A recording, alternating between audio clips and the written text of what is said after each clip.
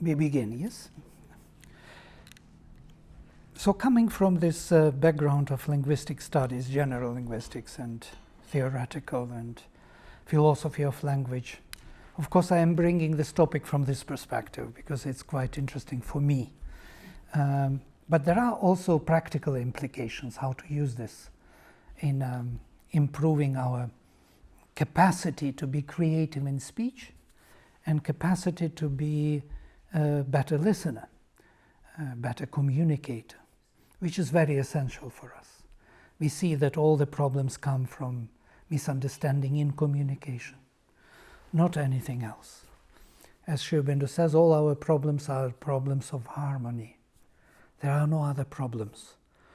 If we can harmonize our relations, we are fine. We understand what others want, but we don't have neither capacity to understand what they want, nor time and space. We are too preoccupied with I, myself, and me. Yes? So there is already crowd here. So there is no space for others. So for sincere communication, I would define 3 major characteristics which are necessary. First is sincerity. And we can discuss this, what it means actually. And why sincerity? And how to keep up with sincerity. And what is preventing it? What makes us insincere? Second one is humility. And why? We have to be humble. Humble means that I do not know everything. And I don't have to know everything. Why should I know everything about you, about others? I don't need. I can discover it on the spot. You can tell me, and I can believe you. And I can discover that, oh, this is so interesting. I even didn't expect this to be so. I'm so preoccupied with my own truth that I don't see yours. And I don't even allow it to pop in. That's why I judge all the time, whether you are right or wrong. All these judgments are actually showing that I'm not listening. I'm already full of my own ideas and understanding.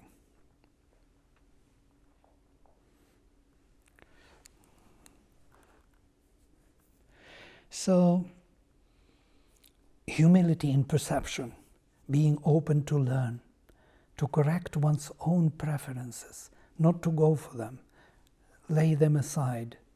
Assumptions, biases, ideas, mistakes, everything I'm carrying with me, and with all those instruments I'm trying to listen to you. It's not possible. And the final one, and the most important, is compassion or goodwill. Goodwill, Mother defines as goodness. That means I am listening to what you want to communicate from the most positive point of view. Because there is something positive there. In all this criticism which is coming, there is a seed of truth. The language is very harsh and offensive and unbalanced, but behind it there is a need, a true need of the being. If I discover that, I can undo all that surface. I can redo. I don't need to focus on the offensive part, on the superficial part of the message, but on the true need of the being.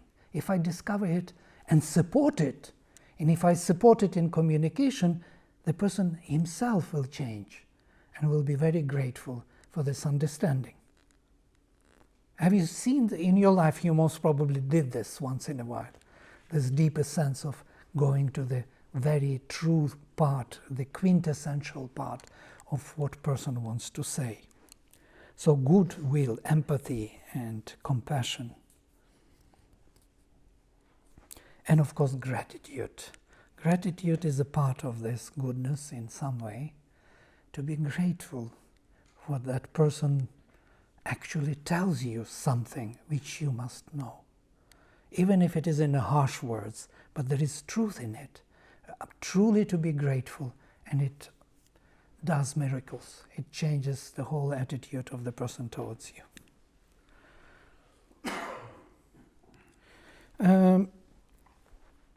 And there are many more things. Why we are insincere and how we are insincere. There are many forces in the vital world.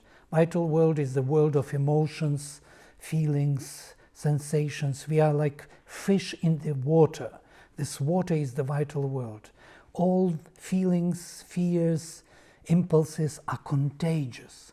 In this room, there are so many impulses already. I'm bringing this particular power of consciousness, which is also contagious, and it penetrates and pervades you.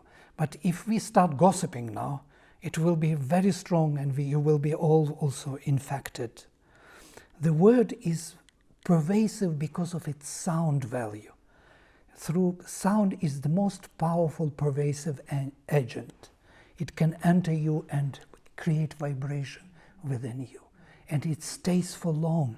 We don't remember what person said, but we remember the tone of the voice. We remember the emotion which was carried by that tone. We cannot forget that.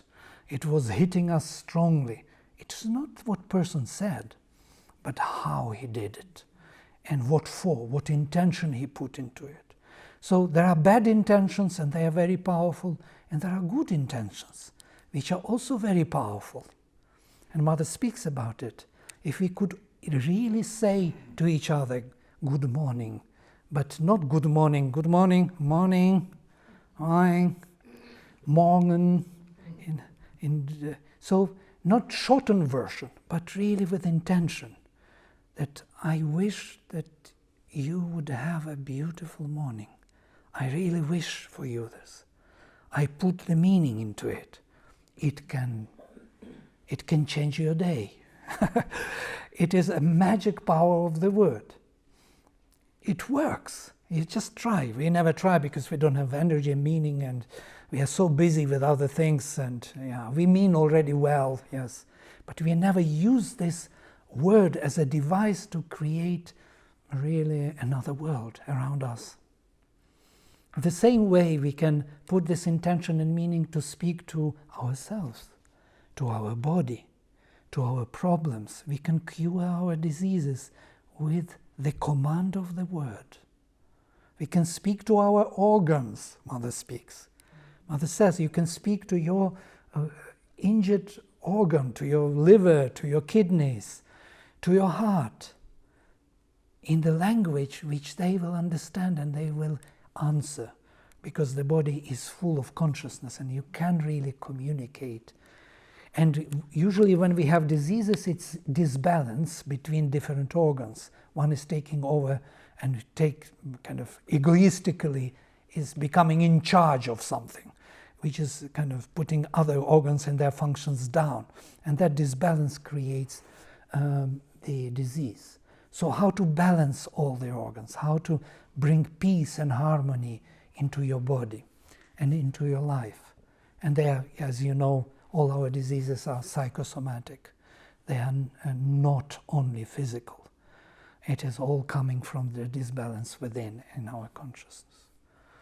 Since the word is the expression of that consciousness, the power of that consciousness we want to express and manifest in our life, we have a very powerful tool, and we can use it. Prayers for others, mantras. In Sanskrit language, they have these powerful prayers for welfare of all. Most probably some of you know, yes? Sarve bhavantu sukhinaha, may all be happy. But not just some, not your friends, not people you like, all. Your enemies, your friends, indifferent people to you, all happy. How is that even possible? I was thinking about this before. Don't you do harm to yourself if you wish happiness to your enemies? No. they stop being your enemies then, when they are happy. They are unhappy because they are your enemies. But this is a very interesting connection. Sarve bhavantu sukhinaha, sarve santu niramayaha. May all be free from disease. Sarve bhadrani pashyantu. May all see only beautiful things.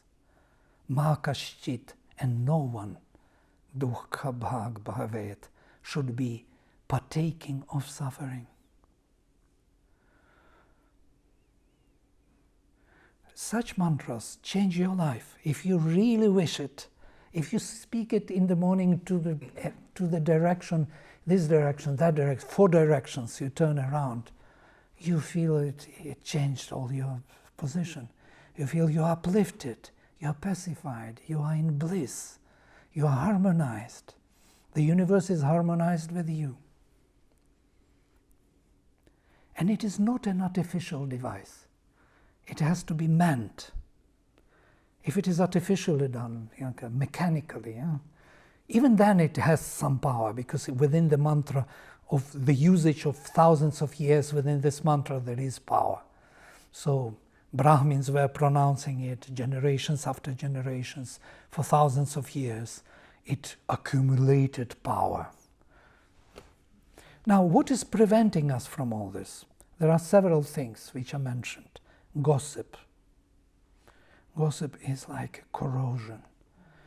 Why do we gossip? Really, if we look into this deeper, we will see it's some kind of insecurity, some kind of necessity of asserting oneself, kind of promoting oneself invisibly behind the screen. Haha, he is wrong, that means I know how is to be right. Judging. Who is good, who is bad, who is right, who is wrong. How do I know who is right, who is wrong? Really? Do I really know that? Person may behave very strangely, but behind there is some intention he wants to find, some expression, some value he wants to bring to our life, to our communication. He doesn't know how to do it. He learned this jackal language. He learned language of abuse, and he uses that language because he doesn't know how to say it otherwise. And I don't need to judge his language. I don't need to judge his ways of talking.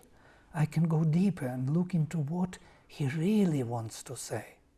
Even maybe he is not totally aware of it.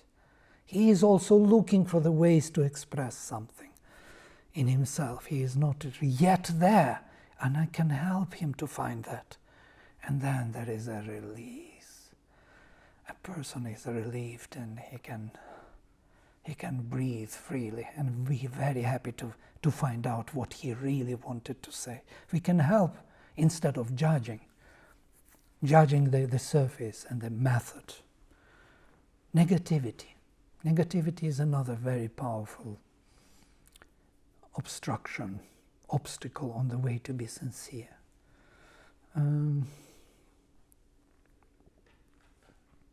It happens nearly automatic, because vital being is so how to say, self-conscious, self-considered. The moment something goes wrong, I can be even angry with the wind, with the blow of the wind. Did you notice this? It's very like, whew, the window is suddenly bumped, and I can say something wrong about that. I can curse in the moment for nothing, for no reason. I am eating some this, and there is a pepper on my tooth. Oh, so this comes automatic because the vital being is not conscious. So I am constantly blaming the world for everything what happened in the world wrong for myself. This is negative, to be negative. You notice that in our common language, first what we answer to anything, and there are many people like this, first answer is no, no, and then they tell you how it is, but no has to be first. Why? Because I have to protect myself. I have to shrink back to myself, and from there I start my journey. Now listen to me, how I think about it. No, stop right there. Zip, don't speak. Yeah? I will tell you how it is. Oh, again, you started there. No. This is kind of hidden negativity. We do not trust the person. We do not believe that he can bring us something valuable, because we are full of ourselves and this vitality which is not permitting us. Complaining is another very degrading and blocking sincerity habit. Complain about everything and anything what didn't go the way you thought it should. Complaining about other people because you want to find the way in, to be loved, to be accepted. And it is not easy within this cloud of relations which we build. Within that cloud there is always vital exchange, pulling and pushing. The punishment and reward, constantly, wrong and right. So I have to be right. I have to play myself right. Now I am praising this person. I am praising him for something. It's the same wrong as I'm blaming someone. I don't need to praise anyone or to blame anyone. I have to establish these heart-to-heart relations which are true to myself. Exaggeration. I'm exaggerating and distorting things constantly. Why? Because I want this to be popping up, this is important, and this I kind of don't mention because, well, it's not so important. It's business, you know. You have to promote one part and belittle another part because it works like this. All these things are happening automatically. You don't even register them. And there is one more big one: dogmatism, dogma. My belief, my idealism. I believe in democracy. Just try not democracy for me, and I will smash you and destroy you. I'm speaking from the positive side because I believe in democracy. But if it is dogmatism, then it is worse than anything else. Communism. You remember what was there? The fight between United States and Soviet Union? How much hate, and they are still doing it. This hate which was brought against others to assert oneself, fanatism, religious fanaticism. I believe that there is only one God, and there is only one Son, or there is one prophet, or there is one way, and if you are not that way, be careful, don't come to our party. Horrible. It's the most destructive power of the mind. There are philosophies, beliefs. There are different pictures, metaphysical pictures of the worlds. Why can't they live together? I was mentioning this story about ladies meeting. There was this conference in Gujarat, actually, in Ahmedabad, I think, where 500 ladies from different religions in the world met. They came together. And that was very interesting because there was no one man there. There were only ladies. Buddhists, Christians, Hindu, Muslims, whatever religion, you know, all religions. And they had no problems. They discussed the issues as if there was never any problem between them. Until one man appeared, some Swami came. It was a very interesting observation, psychological. And they started to be kind of intimidated. They started to do pranam. They already withdrew their claim to harmony. They started to be sectarian in the mind. There's something to think about it. Why can't we be harmonious and accept all ways of being and see in every way of being the truth? Hinduism was like this. There is a very beautiful book by academician Guseva, which is called Hinduism. And she starts her book with this observation in India, at the end of 50s. in one village, they are carrying Mahavira.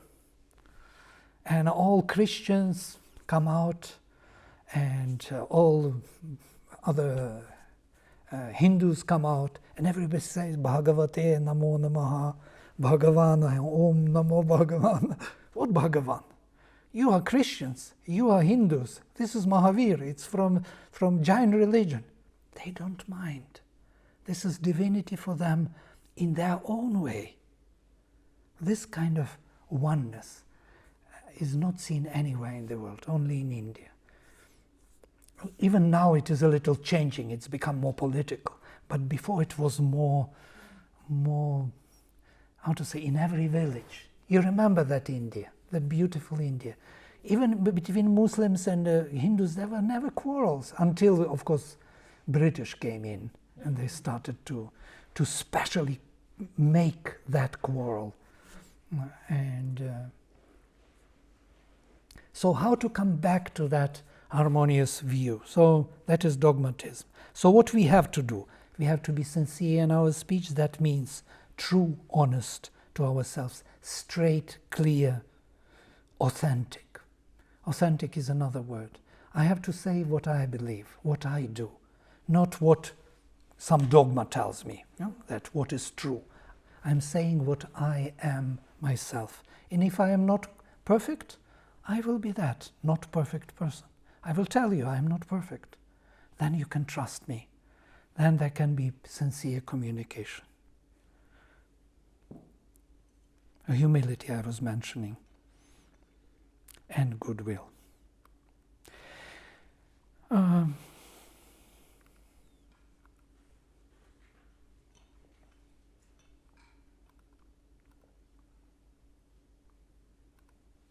I would recommend to look to watch this movie on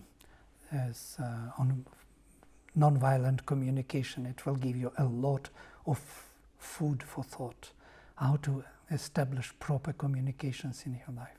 I learned from it a lot, and I was always interested in this topic. And when I discovered this recently, I couldn't believe it can be done so simple and so direct and so true. So I would give you the address that will be in our posting to look into this. What's the movie name? You said you're going to give it? Yes, I will give you. It's the jackal giraffe talk that he goes into. Remember, Vladimir was talking about the giraffe and the jackal talk. So it's, as he's saying, it's absolutely wonderful. And I know he says it's easy, but it actually takes a little bit of work. We were playing with this concept in our communications and seeing, and you'll be amazed at how many times you're the jackal. And when somebody else is the jackal, then you've got to be the giraffe and try to really, as Vladimir was saying, look for their intention. What is their need and feeling? And that's really hard. It takes time, and you just want to move on. So it's really a good exercise for everybody to do and to listen to this guy. He's marvelous. And it also creates something natural in you. Once you're playing it, it kind of releases energy of constant shrinking, that you are judged, that all these kind of things, presuppositions and preferences, you can look at them already kind of playfully. Because if you play it, if you play your roles, you can really improve the communication. It's a very useful thing too. I'll just say one more thing, because he has worked, it's like a 3-hour YouTube, and in one place he's working with couples that have had communication issues their whole marriage, and sometimes 39 years. 30 years over, and he has them identify what's the one thing that you constantly argue about or bicker about.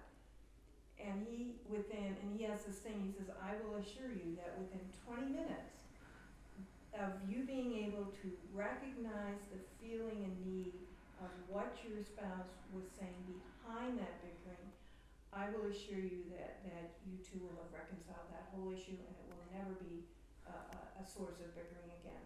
And he does it, he says he does it 80% of the time, but it's just a simple technique that all this stuff that we keep bickering about will go away if you learn this technique. So it's wonderful, and it's fun to watch, and he's amazing. There were two issues between a husband and a wife. Husband was always saying, but she will spend all the money, you know. And she said always, well, he doesn't trust me at all. And so he looked into his this, that she will spend all the money. You mean to say, you have to accept what he says first in the form, yes, I believe you, she will do as you say. But you mean to say that you are worried about your family, how to maintain your family, how to make it wealthy, how to make it prosperous, and that has to, yeah, that's your worry. Yeah? You are looking for security for your family. You are in charge. You are put this burden onto yourself, and you have to respond to that. He says, yes, exactly, I want to say. But she has to recognize that, yeah? Then he comes to her. He never trusts me. Once I spend money, after that he will never trust me. So he is always kind of, in control of the money expenditure in the family. And he recognizes in her, yes, there is a need to be trusted, to be learning the way how it is the best for the family, but there is no excess anymore. So why not? So he brings them together, and she starts learning from him how to really make a budget for the family, how to spend, and that's it.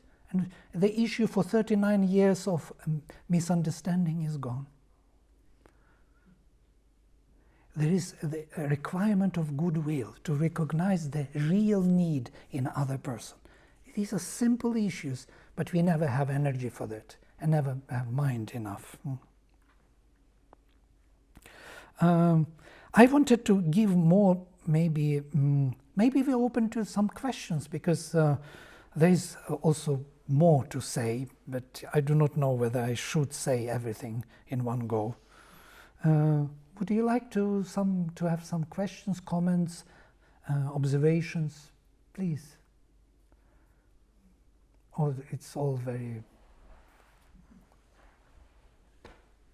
So I think for me, struggle is I don't feel like I have enough time or maybe enough compassion in my heart to understand in a deep way all the communications that come to me.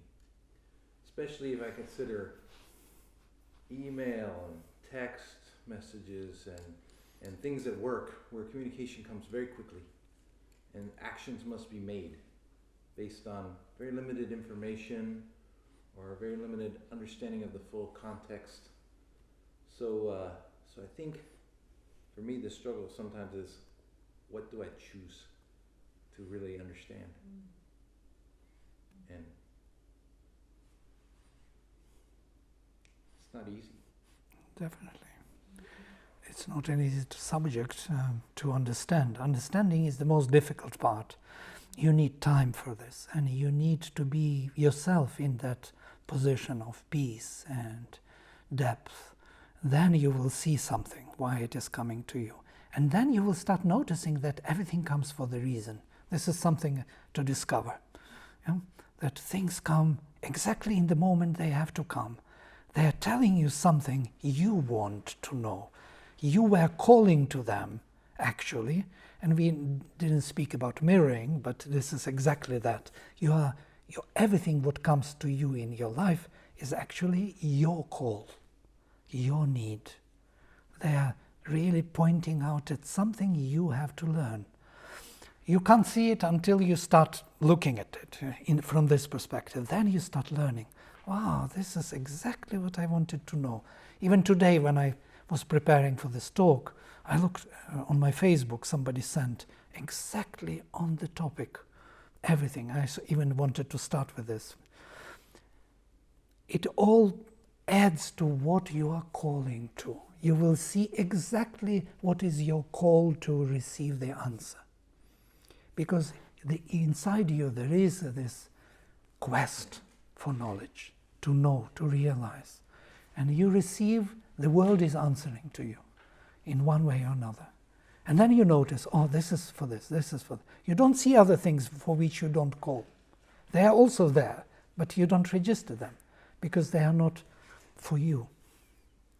So when something comes to you, you just have a look. There must be something there. Of course, when you do 1,000 emails and you have to say yes, no, then most probably I'm not sure how it works. But in communication direct, with person to person, heart to heart, there must be something. We all came here to this gathering. There must be a reason for it. We are looking for this for a long time. How to establish these direct, sincere relations without all this cloud of being offended, being pretentious, wanting to be looking good, wanting to be loved, you know. What for? It's all adding to the same problem of misunderstanding. We don't want to be loved. We want to love, as Saint Francesco said. I don't want to be loved. I want to love. I don't want to be understood. I want to understand. This is the formula. This is the beginning of being sincere. There's all the time calling to be understood by others, being, all the time playing this role to show oneself as someone, what I am not. Why should I do this? To myself and others. In this nonviolent communication, there was a very beautiful moment where after all this training, one lady said, I'm cooking all my life, and I hate cooking. I cook even when I don't want to cook, and when I'm sick I am cooking, and I'm cooking for my family all the time. I will go and he says, okay, good, you just tell what you want, what your need is. So she went home and she refused cooking, and after 2 weeks he received a call from his family. Mama not cooking. And first thing her son told him that I thought, thank God that she will not cook. Can you imagine? They were all engaged in this tension. All are victims of this insincere communication. Once person is free, it frees others. They can be also free. It's a very important message. It's a sword with two ends. I can relate though. I think I feel sometimes overwhelmed with just the quantity of information that we are taking in, and if it's in your work capacity, it's not like you can just,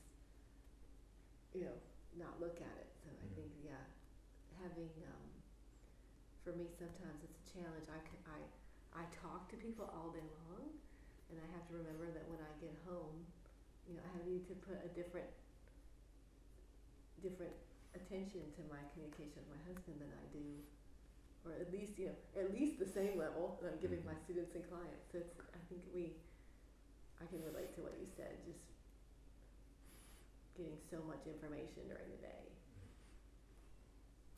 Well, when you are in the business, of course, you have to answer proper way, yes, what your company, what your role is there. So you have information and you just answer information. It does not require for you to be really contacting deeply, so you are doing the business. Just different level of depth. Yeah. Or you are a teacher, you are delivering some information also to the students. You have to deliver it in a particular way. It's another kind of so we cannot put everything into sincere communication. We are talking about one-to-one with our closer ones. But even, I will say, because I think I was mentioning this to you a couple of weeks ago, even in this business setting, I remember back when I was at Fidelity and so much to do and you're working 24/7, and people will go, she's so short with me. She just like zips off an email off, she goes to the next, and there's not the warmth, there's not the feeling. Mm-hmm. I said, well, how do you do that when you're overwhelmed with, it doesn't matter if it's business, it doesn't matter if it's not like deep things, there's still, that word is carrying the power. And if behind that power is a efficiency, is quickness, I gotta do the next thing. You're hitting somebody else with that. So I get also what you mean by what do you do with all this information coming in, and how do you respond in a way, it doesn't have to be deep, but it has to be compassionate or courteous or, sensitive to where the other person's coming from. Oh, in our case, our emails just don't even Oh, get you to each other. So we call each You're other. not wrong. But it is very true. When you write email, you can write very formal, even the same words, but you don't have feeling, and people feel that there is no feeling. And you write the same words with feeling, and people feel it. I feel it. It's weird how it is being conveyed, that real consciousness goes with words. The same words, but different sense of it. I think it's the intention, Mm-hmm. because like you were saying, when you're so busy and you're overwhelmed and all that, if that's what your intention, you're giving out, really, you're overwhelmed. That's the behind the communication Mm-hmm. Mm-hmm. that no one is really looking at. They're just saying, oh, she's rude, or that if we, because I've been practicing this, where, because the work I do, there has to be all sincerity. I mean, like, it won't work if you don't. Mm-hmm. And so, I'm really enjoying it. I've always, like you say, this is why we're here, I think, is to have that all the time. Mm-hmm. It brings us joy, even if we're not the one speaking, Mm-hmm. right? Just to understand others, but I think it's the intention, not that you were intending to be overwhelmed, but we have to check ourselves and think, okay, what state am I in? Mm-hmm. Because, like you said with the email, it's still coming through, Mm-hmm. even if you say thank you. Right, absolutely. Or whatever positive words, it still comes through as maybe too formal or too much, even maybe too much Mm-hmm. fluffiness. When we need some realness, or anything. Yes, yes. You remember, JP, you were also, we were giving this example. There was a company where they took care of their customers till the end. Whatever they needed, they just followed them up. I forgot the name of that company, which developed very highly because they really paid attention to everything what customer wanted. Huh?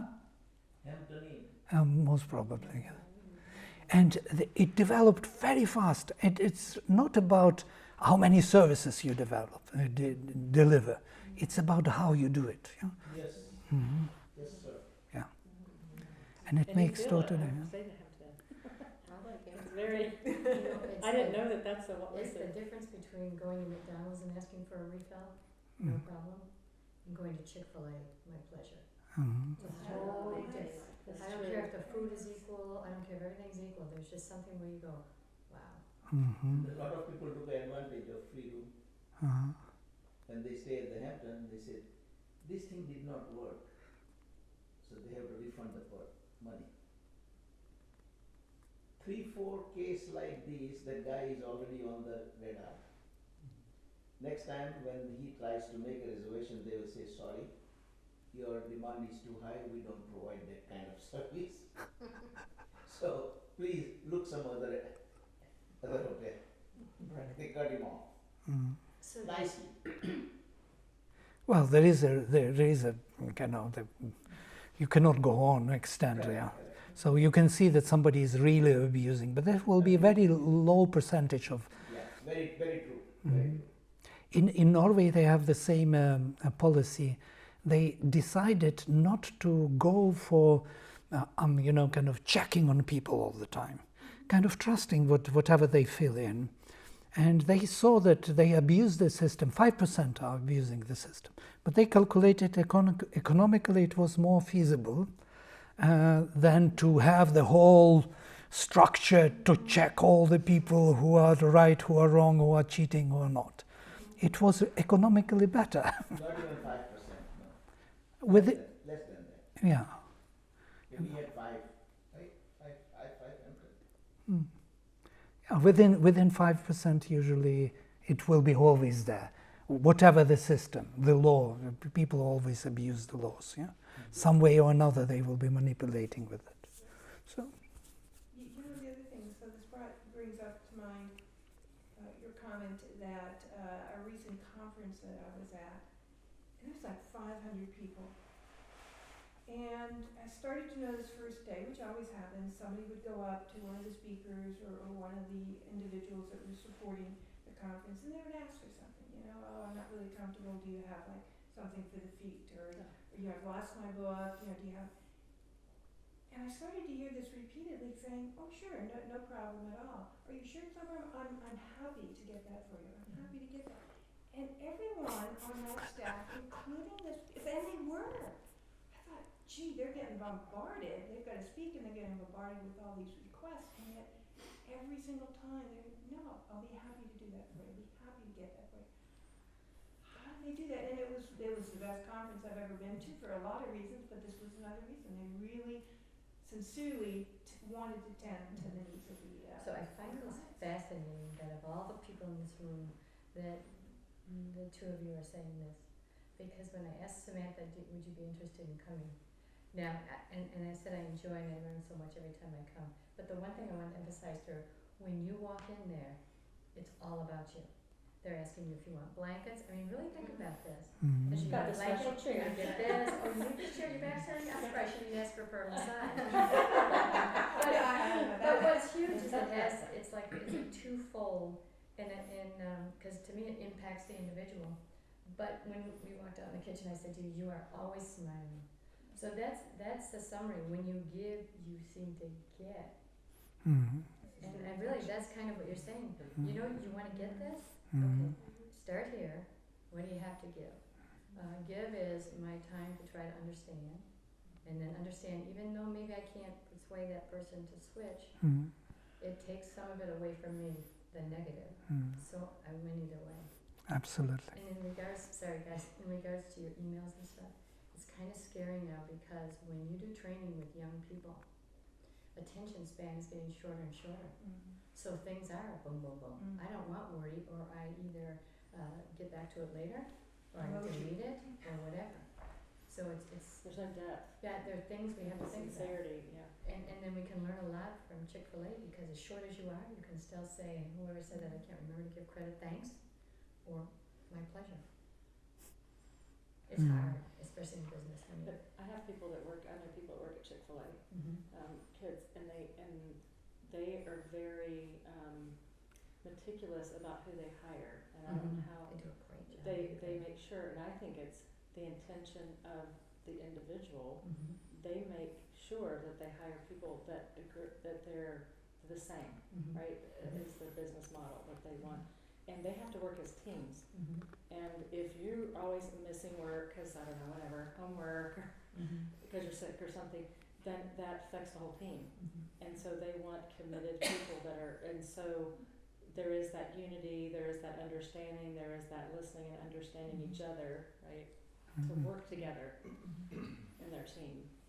And so that comes across in my pleasure, even though that's the words they say are different than another restaurant.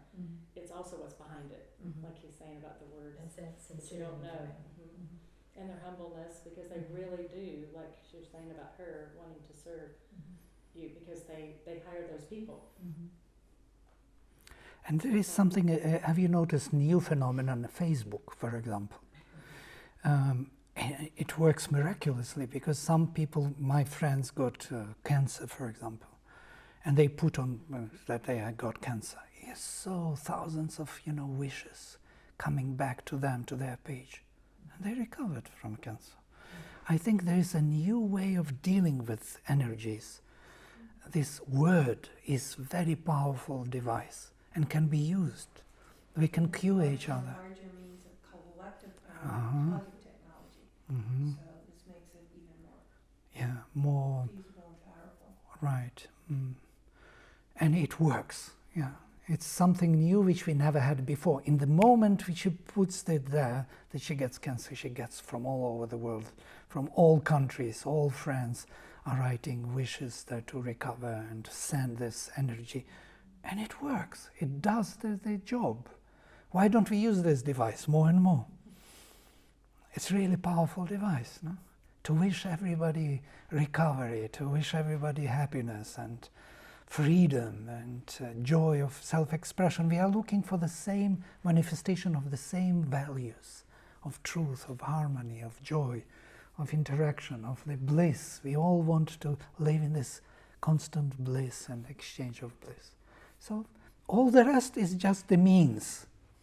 And they are quite mean means. And yes, you can, I was mentioning, you can cure yourself. There are ways, for example, mantras which can cure, and Om, very powerful of sound, which can cure your organs. If you direct to your organs, your hands, charge your hands with Om and put on the, I can take away any headache in 2 minutes with Om. Yeah? So it works miraculously, truly speaking. The sound, the word, and the connection to the deeper consciousness. Then there are other technologies to cure yourself, or to cure yourself from even diseases and even states of psychological states. Tapping. Have you heard about tapping? Where no tapping dance. Tapping, yeah. So you do this kind of all these meridians which are coming close. So you will start with tapping this one meridian, like this, or like this, or whatever. So and you put intention, for example, for peace and what else, and joy, or something you want to cure in your body. You put that intention 7 times, tapping, it's already enough.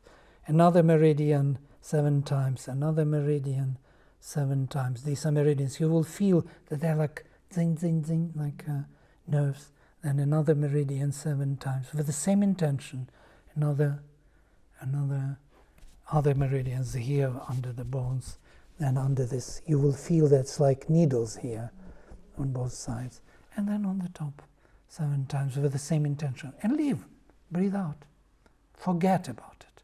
What? No pain? 2 times and no pain. Miraculous.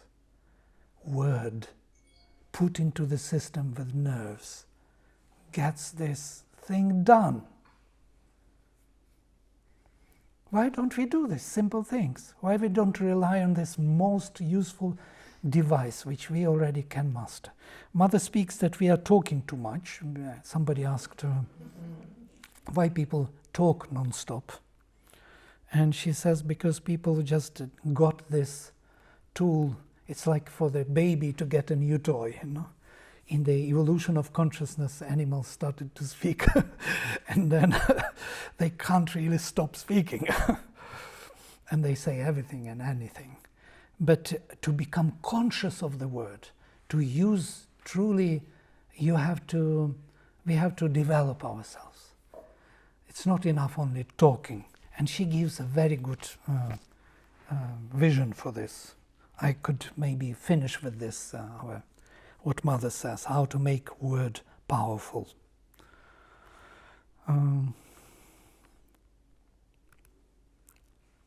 So, the creative aspect of the word. In this regard, we can say that the active power of words comes from 3 different causes. The first 2 of these causes lie in the word itself, which has become a battery of forces. It's like charged with forces. The third lies in the fact of living integrally the deep thought expressed by the word when we pronounce it. In the moment of pronouncing it, we put into it intention or our experience. It has to be true to ourselves. This is the third case. First 2 lie within the word, and I want to cover them. There are certain words whose resonance in the physical world is the perfect vibratory materialization of the more subtle vibration produced by the thought in its own domain. if we examine closely this similarity between the vibrations of thought and sound, we can discover the limited number of root syllables which express the most general ideas, and which are to be found in most spoken languages with an almost identical meaning. Etymology. Root sounds behind many languages. Sanskrit, English, Russian, doesn't matter. There will be the same system of roots. Etymons, ideas, sounds. For example, stha, to stay.